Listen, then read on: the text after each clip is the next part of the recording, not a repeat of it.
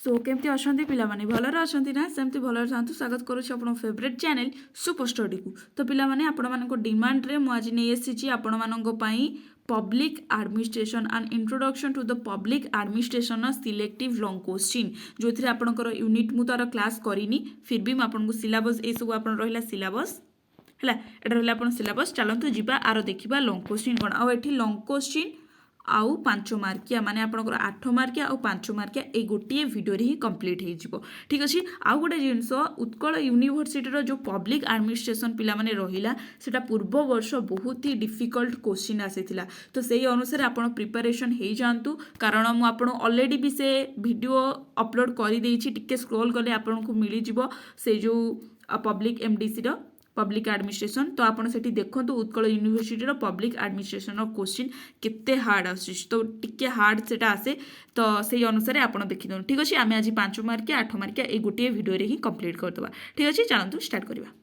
एठी आपणकर यूनिट 1 रे अछि आपण इंट्रोडक्शन जोटी की फर्स्ट क्वेश्चन देला what is public administration explain it's nature scope and significance. सार्वजनिक प्रशासन आको कुआ जे एवं लोक प्रशासन मध्य कुआ जे जदी पचार दबो सार्वजनिक प्रशासन कोन आपण आ करी बसबे यारे लोक प्रशासन पब्लिक एडमिनिस्ट्रेशन माने लोक प्रशासन एवं सार्वजनिक प्रशासन भी हेइ थाए ठीक अछि। सार्वजनिक प्रशासन कोन यार स्वभाव क्षेत्र एवं गुरुत्व को आलोचना करो आपणकर लॉन्ग क्वेश्चन गोटे गला। कौन देला trace the evolution of public administration आज ए डिसिप्लिन सार्वजनिक प्रशासन विकास यात्रा को विवरण कर। सार्वजनिक केमिति विकास डेभलपमेंट से केमिति कला लोक प्रशासन बा सार्वजनिक प्रशासन सेटा को उल्लेख करिवो। तापरे कौन देला तापरे एडी देला कि सार्वजनिक प्रशासन बा लोक प्रशासन एवं बेसरकारी गवर्नमेंट पब्लिक एडमिनिस्ट्रेशन आ प्राइवेट एडमिनिस्ट्रेशन मध्य कौन डिफरेन्स अच्छी सेटा एटा आपन को 5 मार्किया क्वेश्चन भी पचारि पारिबो नले एमिति पचारि दबो सार्वजनिक प्रशासन कौन नले आ गुटे क्वेश्चन देकी पचारि दबो बेसरकारी बा गवर्नमेंट प्राइवेट प्रशासन कौन ठीक अछि एमती ही आपन को पचारिबो। चलंतु देखिबा आ कोन क्वेश्चन रहिला सेटा यूनिट 1 रो पिला माने आपण 3टा क्वेश्चन ही आपण को एठी आपणकर यूनिट 2 रे आसीगला approaches to the study of public administration खनला explain the classical approaches to public administration तार जो क्लासिकल बा पारंपरिक पद्धतिर विवरण सबको बताओ। तापर कौन देला discuss the modern approaches Etah important एठी 3टा को मु गोटे धीरे ने आसी आज तुमको इकोलॉजी पचारि पारे 5 मार्किया किंबा 2 मार्किया सिस्टम पचारि पारिबो 5 मार्किया किंबा 2 मार्किया बिहेवियर पचारि पारिबो 5 मार्किया कि 2 मार्किया लॉन्ग क्वेश्चन आसले डायरेक्ट से 3टा कारण 3टा न हेले गोटे लॉन्ग क्वेश्चन कंप्लीट हे पारिबनी ठीक अछि। तो आधुनिक पद्धतिर व्यवहारमूलक प्रणाली परिवेशीय विषय रे आलोचना कर। तापर 6 नंबर कौन देला कि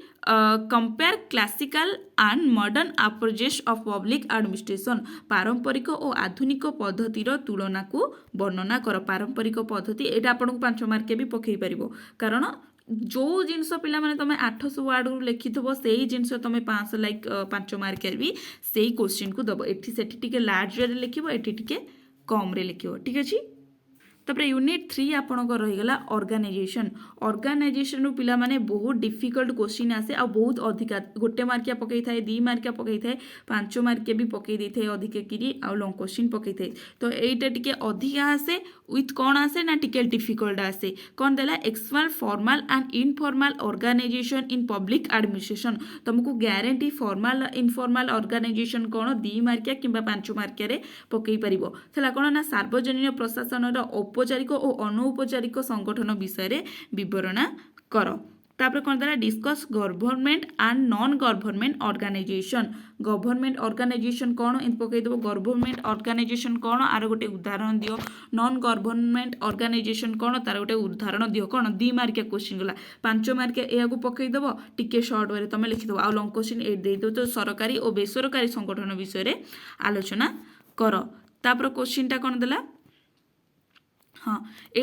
explain line staff and auxiliary agency Etah most important पिला माने जहाँ भी हेले एटा तुमर आसीबो लाइन कौन स्टाफ्स कौन देन ऑक्सिलरी एजेंसी कौन एटा आपन को 2 मार्किया पकई परिबो 5 मार्किया पकई परिबो 8 मार्किया मध्य पकई परिबो तो एटा को भी टिके भलो से देखि बेसी नाही पिला माने आपन पई मोटली मु 15टा भी नाही 13टा किंबा 12टा क्वेश्चन आसीजी सेया को ही भलो से प्रिपेयर करके जाओ आ पूर्व वीडियोटा जो रही केमती कौन आपन एमडीसी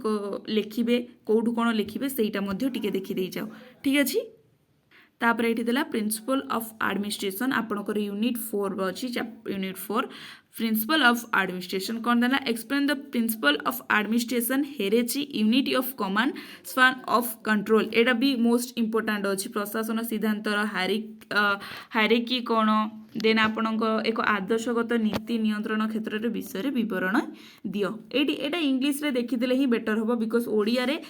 तमे इंग्लिश रे हायरार्की माने कोन यूनिट माने कोन कमांड माने कोन स्पान ऑफ कंट्रोल माने कोन एटा इंग्लिश रे देखो बिकॉज ओडिया रे आरो बहुत गुडे अर्थ आसुची माने कंफ्यूज कला भलिया तो सेटा तमे इंग्लिश रे ही देखि देई थाओ तापर आसला discuss the centralisation and decentralisation केंद्रीकरण और विकेंद्रीकरण केंद्रीकरण कौन और विकेंद्रीकरण यहाँ आपको 2 मार्किया 5 मार्किया पद what is centralisation give explain कर एटा नले डिसेंट्रलाइजेशन ऊपर भी पचार दो 5 मार्किया ठीक अच्छे तापर एटा मे भी आपको लास्ट क्वेश्चन कौन देला ना explain supervision and delegations in public administration सार्वजनिक प्रशासन निरीक्षण और कार्य बंटन विषय बरणी दियो ठीक अच्छे यहाँ है आपंकर 12 नंबर क्वेश्चन जोटा कि लास्ट क्वेश्चन एति ही होची आपनकर सिलेक्शन टोटाली ऊपर कारण काली एग्जाम मुझे अधिका आणिक आपन को अड़ुआ पकड़ चाहूनी यही 12टा क्वेश्चन पढ़े जाओ पिला माने मानुची पब्लिक एडमिनिस्ट्रेशन टिके कष्ट आसे क्वेश्चन बट आपनर 80 to 90% सिलेक्शन बाजी जीवो ठीक अच्छे क्वेश्चनटा सब बेले सेम आसे बट ताको बुले बाले से पकई दे थे ठीक अच्छे आशा करछि वीडियोटी बहुत हेल्पफुल होइतबा जदि भी हेल्पफुल होइछि लाइक कमेंट शेयर निश्चिंत करदेबे रहिली नमस्कार जय जगन्नाथ।